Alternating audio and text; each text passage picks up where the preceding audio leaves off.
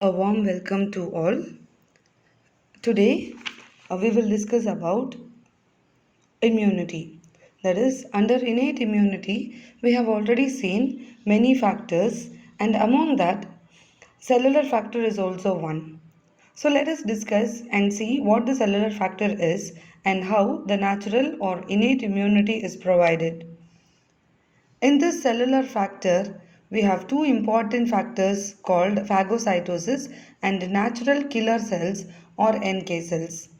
So already நம்மளோட கிளாஸில் நம்ம இன்னேட் இம்யூனிட்டியை பற்றி நிறைய பார்த்துருக்கோம். அந்த இன்னேட் இம்யூனிட்டி அப்படிங்கிறது ஒரு ஒருத்தர் பிறக்கும் பொழுதே இயற்கையாக இருக்கக்கூடிய இம்யூனிட்டியை தான் நம்ம இன்னேட் இம்யூனிட்டி அப்படின்னு சொல்லுவோம். ஸோ அந்த இன்னேட் இம்யூனிட்டிக்கு என்னென்ன ஃபேக்டர்ஸ் எல்லாம் இருக்குது அப்படிங்கிறதெல்லாம் நம்ம பார்த்தோம். நிறைய ஃபேக்டர்ஸ் இருக்கும் இல்லையா? Physical and mechanical factors, biochemical factors, cellular factors அப்படின்னு சொல்லி நிறைய பார்த்தோம். So out of that factor cellular ஃபேக்டரை பற்றி தான் நம்ம இப்போ இங்கே டிஸ்கஸ் பண்ணுறோம். அந்த செல்லுலர் ஃபேக்டர்லேயே ரொம்ப இம்பார்ட்டண்ட்டாக ரெண்டு விஷயத்தை பற்றி நம்ம டிஸ்கஸ் பண்ணுவோம். One is phagocytosis and another one is natural killer cells அப்படின்னு பார்த்தோம். ஓகேவா?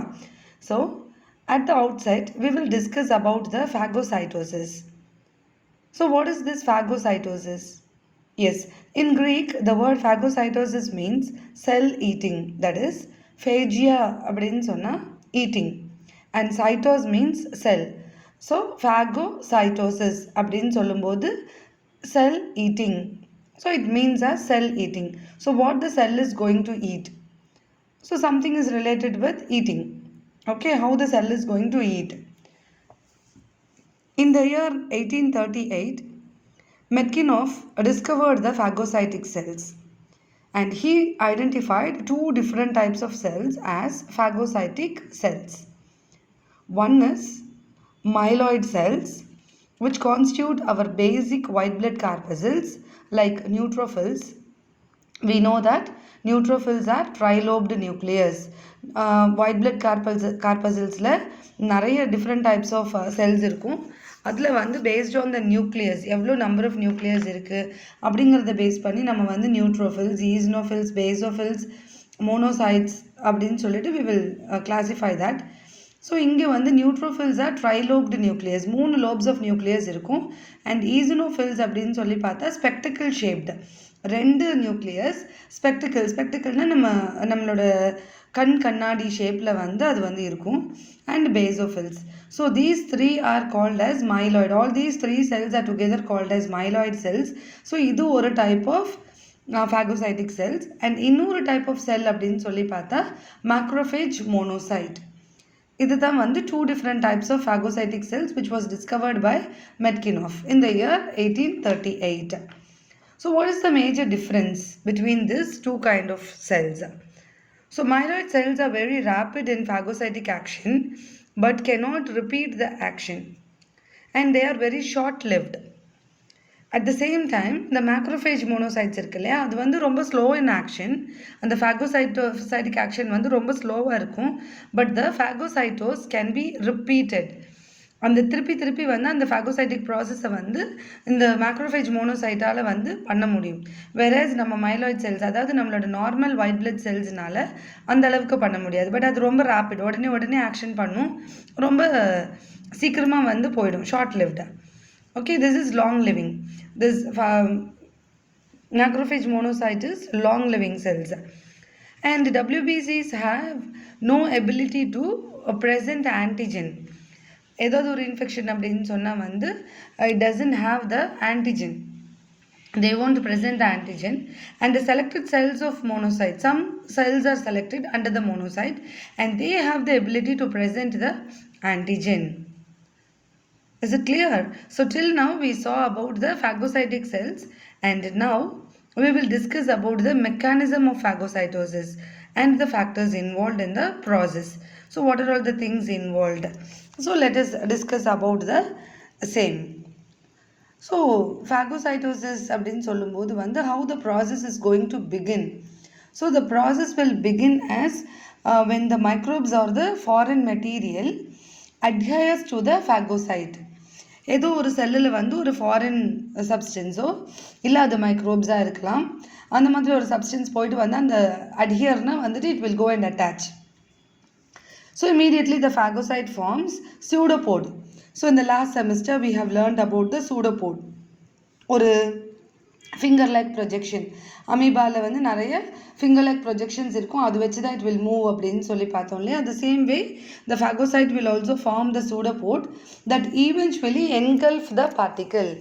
ஸோ அந்த சூடோபோடியா வந்து எதுக்கு ஃபார்ம் ஆகுது அப்படின்னு சொன்னால், அந்த மைக்ரோபை வந்து உள்ள எடுத்துக்கிறதுக்காக.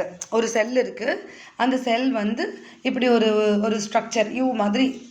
ஸோ இங்கே இந்த இமேஜில் வந்து you can see very clearly இந்த மாதிரி ஒரு ஸ்ட்ரக்சரை வந்து க்ரியேட் பண்ணிவிட்டு அதுக்குள்ளே வந்து அந்த மைக்ரோபை வந்து என்கல்ஃப் பண்ணிக்கும். So this is the second process. And next engulf பண்ணதுக்கப்புறமா phagocytic vesicle containing antigen. So இப்போ ஒரு வெசிக்கிள் மாதிரி வந்து ஃபார்ம் ஆகிடுச்சு, அதில் வந்து ஆன்டிஜெனும் இருக்குது. So phagocyte along with the antigen அந்த மைக்ரோபோட சேர்த்து இருக்கிறத நம்ம என்னன்னு சொல்கிறோம், ஃபேகோசோம் அப்படின்னு சொல்லுவோம். ஓகே. ஸோ நவ் மீன்வைல் இதோட side by lysosome. So we know that our cell structures will have the different types of organelles like lysosome. Lysosome is also called as suicidal bags. So அதுக்குள்ளே நிறைய enzymes இருக்கும், அந்த enzymes வச்சுட்டு செல்லை வந்து diffuse பண்ணுறதுக்காக வந்து நம்ம வந்து அது நேச்சுரலாகவே வந்து அது யூஸ் ஆகும். So the phagocytic vesicle is fused with the lysosome and that is called as phagolysosome. ஓகேவா. ஃபேகோசைட்டும் முன்னாடி ஃபார்ம் பண்ணியிருக்கிற phagosome along with lysosome it is called as phagolysosome. Okay. So now the microbe in fused vesicle எது கூட fuse ஆகிருக்கு, ஃபேகோசோம்குள்ளே microbe இருக்குது. So ஃபேகோசோம் வந்து இப்போ எது கூட ஃபியூஸ் ஆகிருக்கு, லைசோசோம் கூட ஃபியூஸ் ஆகிருக்கு. லைசோசோமில் என்ன இருக்குது அப்படின்னு சொல்லி பார்த்தா acid hydrolase enzyme. Okay. This acid ஹைட்ரோலேஸ்னால் வந்து லேஸ் அப்படின்னு சொன்னாலே வந்து பிரேக்கிங், டைஜஸ்ட் பண்ணுறது. ஸோ இப்போ இங்கே வந்து இந்த ஆசிட் ஹைட்ரோலேஸ் என்சைம் என்ன பண்ண போகுது, உள்ளே இருக்கக்கூடிய அந்த மைக்ரோபை வந்து கில் பண்ண போகுது, இல்லை டைஜஸ்ட் பண்ண போகுது. So microbe infused vesicle is killed and digested by lysosomal enzymes within the phagolysosome leaving a residual body. எல்லாம் கில் பண்ணதுக்கப்புறமா வந்து மிச்ச மீதியெல்லாம் இருக்கும் இல்லையா, that is called as residual body. அதுக்கப்புறமா வந்து இன்டைஜஸ்டபிள் அண்ட் த ரெசிடுவல், அதால் டைஜஸ்ட் பண்ணிக்க முடியாது, அந்த செல்லால் டைஜஸ்ட் பண்ணிக்க முடியாததையும் அந்த ரெசிடியூஸ் பேலன்ஸ் லெஃப்ட் ஓவர் இருக்கிறதையும் வந்து will be removed outside the cell by a process called as exocytosis. எப்படி வந்து செல் ஒரு சூடோபோடியா ஃபார்ம் பண்ணி அதுக்கு உள்ளே எடுத்துக்கிச்சோ அதே மாதிரி ஒரு ஃபார்மேஷன் பண்ணி வெளியில் வந்து அந்த மெட்டீரியல்ஸை வந்து வெளியில் அனுப்பிச்சி விட்டுடும். So this is the process what we call as mechanism of phagocytosis. So இதுக்கு வந்து ஸ்டெப்ஸ் இருக்குது, அந்த ஸ்டெப்ஸ் எல்லாம் தான் நம்ம வந்து ப்ராசஸ் ஆஃப் ஃபேகோசைட்டோசிஸ் அப்படின்னு சொல்லுவோம். முதல்ல பார்த்தது mechanism, how it is going to function அப்படிங்கிறத மெக்கானிசத்தில் பார்த்தோம்.